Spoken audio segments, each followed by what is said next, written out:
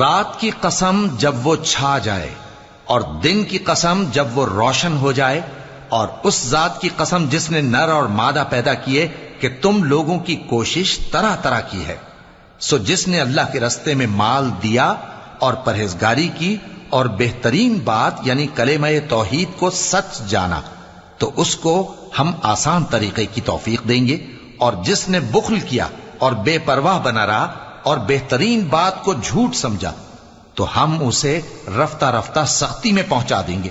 اور جب وہ دوزخ کے گڑھے میں گرے گا تو اس کا مال اس کے کچھ بھی کام نہ آئے گا۔ یقیناً راہ دکھا دینا ہمارا ذمہ ہے، اور بے شک آخرت اور دنیا ہماری ہی ملکیت ہیں۔